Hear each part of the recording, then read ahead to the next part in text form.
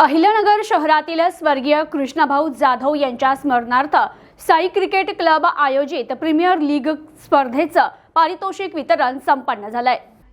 New arts कॉलेजच्या मैदानावर स्वर्गीय कृष्णभाऊ जाधव यांच्या स्मरणार्थ साई क्रिकेट क्लब आयोजित प्रीमियर लीग स्पर्धा मोठ्या उत्साहात संपन्न झाली।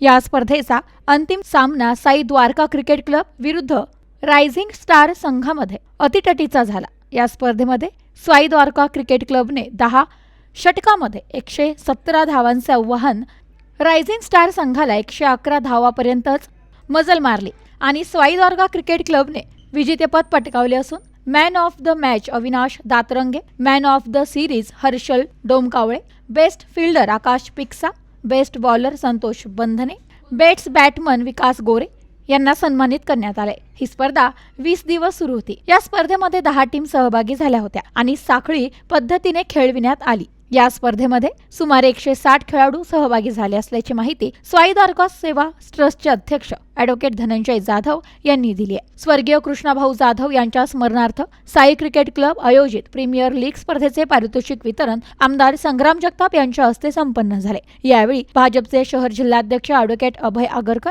ॲडव्होकेट विश्वासराव आठरे पाटील, साई द्वारका सेवा ट्रस्टचे अध्यक्ष ॲडव्होकेट धनंजय जाधव, माजी नगरसेवक निखिल वारे, राजेंद्र बलदोटा, राजू मामा जाधव, चैतन्य जाधव, दत्ता गाडळकर, पंडित वाघमारे, राजेंद्र बोगा, जितेंद्र लांडगे, आनंद पुंड, राजेंद्र गुगळे, रिकी बक्षी, प्रताप काळे, मितेश शहा, सागर फुलसौंदर, छगन मोहिते, राहुल मुथा, सोमनाथ जाधव, आयोजक साई क्रिकेट क्लबचे गणेश गायकवाड, सनी दातरंगे, पंकज सावंत, राज कोंडके, गणेश भिसे, सर्वेश देशमुख, सौरभ येणारे, गौतम गायकवाड आदी उपस्थित होते। स्वर्गीय कृष्णभाऊ जाधव यांनी नेहमीच शहरातील जनतेचे प्रश्न मांडण्याचे काम केले।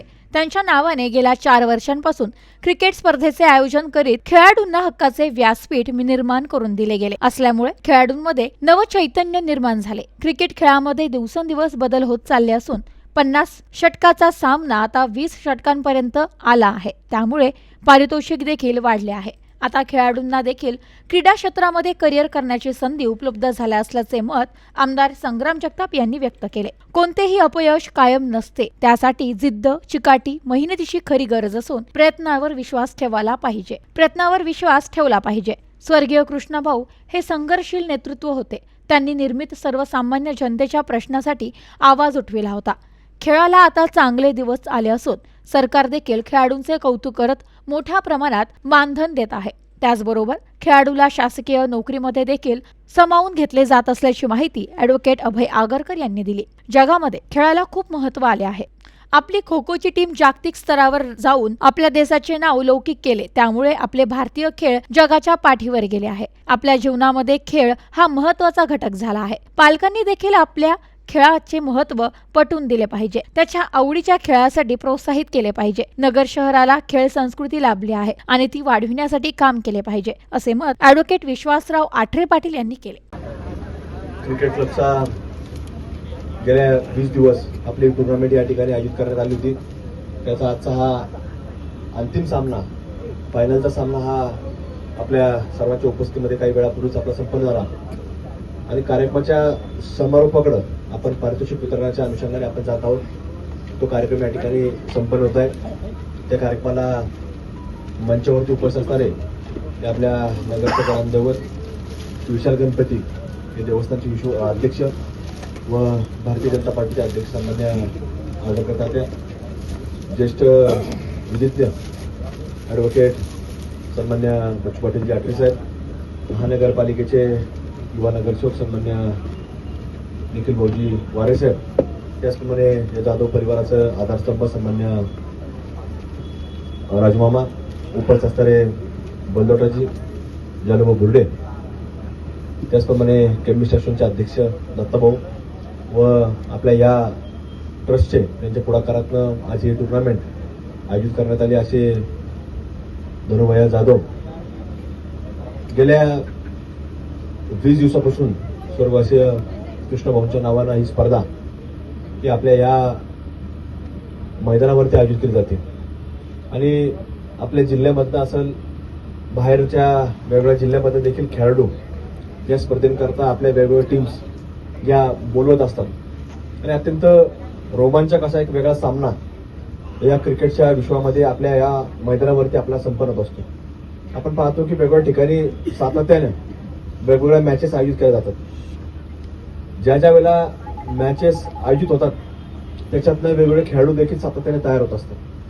कालच आपण पाहिलं तर या महाराष्ट्राच्या भूमीमधलं असणारं सर्वात एक वेगळं क्रिकेटचं मैदान म्हणजे वानखेडे स्टेडियम, त्याला देखील काल 50 वर्ष पूर्ण झाले आणि 50 वर्ष पूर्ण झाले म्हणजे एक मोठा भव्य दिव्य असा एक वेगळा सोहळा त्या टुर्नामेंटचा देखील आपल्या त्या स्टेडियमचा पार पडला. आणि त्याच्यामध्ये अगदी गावस्करांपासून ते तेंडुलकरांपर्यंत अशी तिथं एक खेळाडूची एक वेगळी फळी त्या क्षेत्रामध्ये आपल्याला पाहायला मिळाली. आणि म्हणून ज्यावेळेला हे सगळं काम घडतं, क्रिकेट क्षेत्रामधलं घडतं, क्रिकेट विश्वामधलं घडतं, तर त्या वेळेला या खेळाडूंना देखील त्यातनं एक चैतन्य मिळत असतं, एक नवीन चैतन्य, नवीन ऊर्जा त्या माध्यमातून मिळत असते. आणि म्हणून याच विचारानं सातत्यानं कृष्णाभाऊ देखील काम करायचे. त्यावेळेला तत्कालीन नगरपालिका असल्यापासून तर अगदी महानगरपालिका झाल्यानंतर देखील महानगरपालिकेमध्ये देखील त्यांनी काम केलं.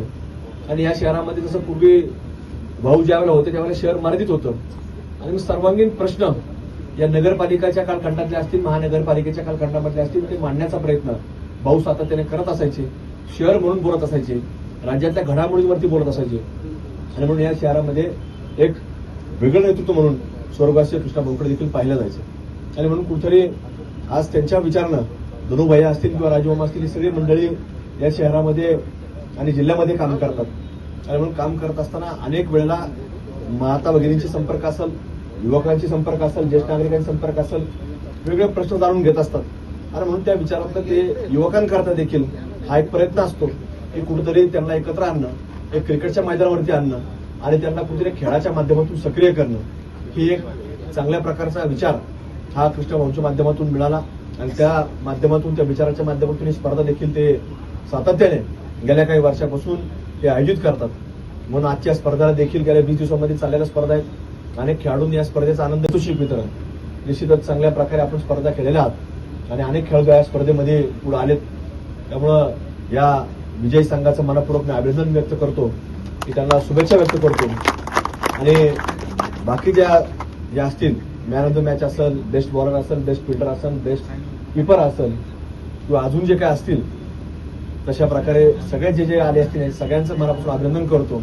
जसं आता काळ बदलत चालला, पूर्वी 50 ओव्हरची मॅच असायची, आता 20-20 पर्यंत आलेत.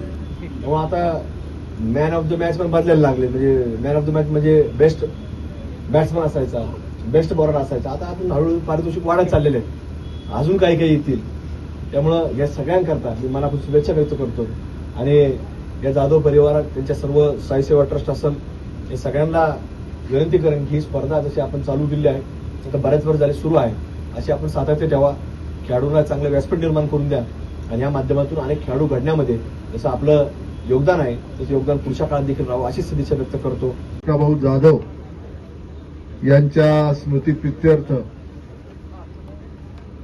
त्यांचे चिरंजीव ॲडव्होकेट धनंजय जाधव आणि जाधव परिवार यांच्या वतीनं हा क्रिकेट सामना गेल्या 5 वर्षापासून लीगच्या माध्यमातून ते या ठिकाणी खेळ राबवत असतात. आणि या बक्षीस वितरणाच्या निमित्तानं उपस्थित असलेले आमचे ज्येष्ठ विधिज्ञ ॲडव्होकेट विश्वासराव आठरे पाटील, राजेंद्र बलदोटा, सामाजिक कार्यकर्ते जालिंदर बुरुडे, दत्ता जाधव, निखिलजी वारे, नगरसेवक राजू मामा, पंडित सर आणि या ठिकाणी ज्यांनी सहकार्य केलं, ज्ञात अज्ञात अशा सर्व कार्यकर्ते आणि उपस्थित खेळाडू आणि माझ्या बंधूंनो, या ठिकाणी खऱ्या अर्थानं धनंजयचं आपण निश्चित अर्थानं त्यांचं टाळ्या वाजवून आपण त्यांना धन्यवाद दिले पाहिजे. कारण जो कोणी खेळाडू जो या मैदानामध्ये खेळतो त्याची सुरुवात, तो जरी टॉपला इंडियाच्या टीम मध्ये जरी गेला तरी त्याची सुरुवात आपल्या ग्राउंड पासून होते. आणि या ग्राउंडनी अनेक असे मोहरे या ठिकाणी दिलेले आहेत की जे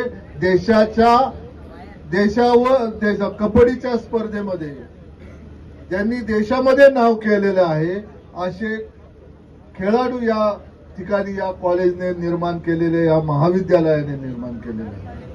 मग ते कोणतेही विविध खेळ असो, परंतु त्या माध्यमातून केलेले आहे. आणि मला या ठिकाणी आवर्जून असं सांगायचं की ही खेळ संस्कृती जी आहे या नगर शहरामध्ये खेळ वाढला पाहिजे, खेळाला चालना मिळाली पाहिजे, चांगले दाते आले पाहिजेत आणि त्या दृष्टिकोनातून हे सरकार जे आहे ते अनुकूल आहे. आणि त्यामुळे आपल्याला आता लगेच पाहायला मिळालं की ज्या खो खो स्पर्धेमध्ये ज्यांनी आपलं हे केलं, नाव लौकिक कमावला, त्यांना लगेच सरकारनं वेगवेगळ्या माध्यमातून प्रोत्साहन देण्याच्या निमित्तानं या ठिकाणी त्यांना सहकार्य केलेलं आहे. आणि या ठिकाणी मला असं वाटतंय की या ठिकाणी रायझिंग स्टार जे आहेत, खऱ्या अर्थानं तुम्ही उद्याचे रायझिंग जरी असला, आज जरी हरलेला असला तरी उद्याचे रायझिंग आहे.